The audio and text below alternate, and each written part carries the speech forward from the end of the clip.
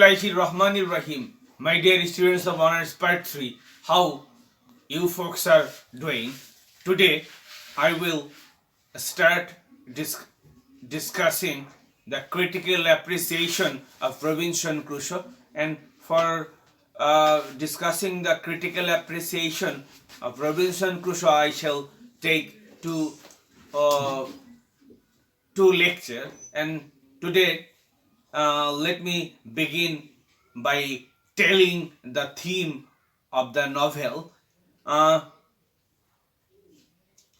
the organizing theme of the novel is the idea of man's isolation, and throughout the novel, my dear students, you have seen that Robinson Crusoe, uh, when his ship wrecked and he was desolate, he was completely alone in that island, and from that perspective we we can say that man may properly be said to be alone in the midst of the crowds and hurry of people and business.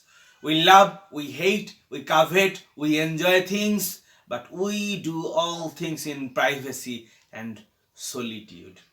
The feelings with which this idea of the novel is charged lie in Defoe's phrase between fear and desire. The desire is for at least one companion, one fellow creature, while fear can turn every stump at a distance into a man. This dualism is stated in two episodes which together seem to form the emotional center of the novel. The fear is dramatized in Crusoe's discovery of the site of a cannibal feast and his horror at seeing the shore spread with skulls, hands, feet, and other bones of human bodies.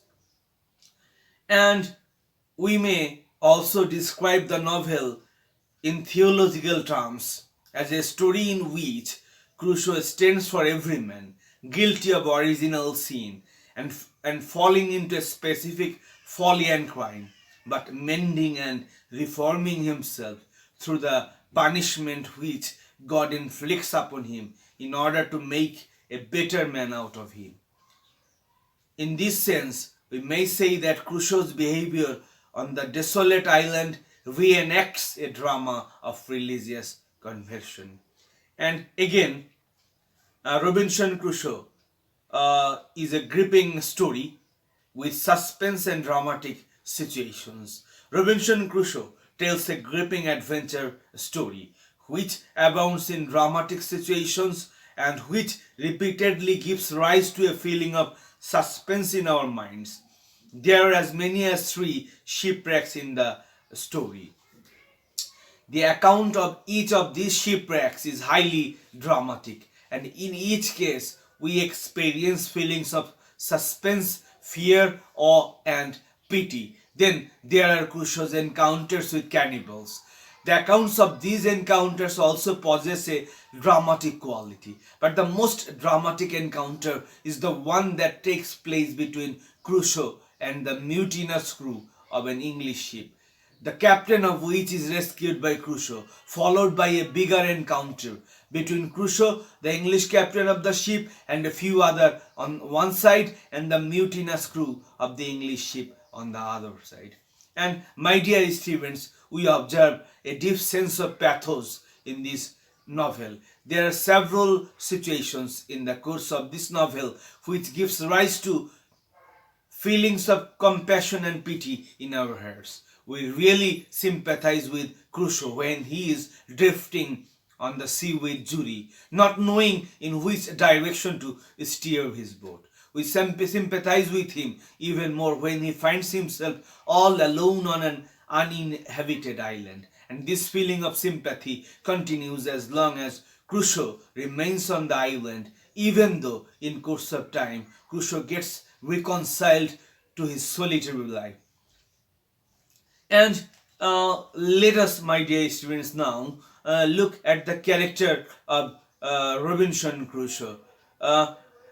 The emphasis in the novel is on action and adventure and not on characterization. And yet, in the final analysis, it is the character of the hero which lends weight and significance to the story. Of course, a schoolboy will read this novel almost wholly for the sake of the adventures of the hero on his desolate island. For the mature reader, it is the character of the hero and the hero's mental and his spiritual life which imparts significance to the book.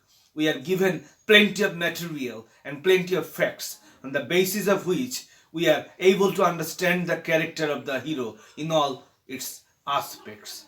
Crusoe has an adventurous spirit which is clearly seen in his leaving home for an uncertain life when he is barely 20 years old. He is a man with a roaming disposition, rambling thoughts and rambling designs. His courage, his fortitude, his powers of endurance, and his intrepidity are clearly brought out in the account of his strange and surprising experience on the desolate island.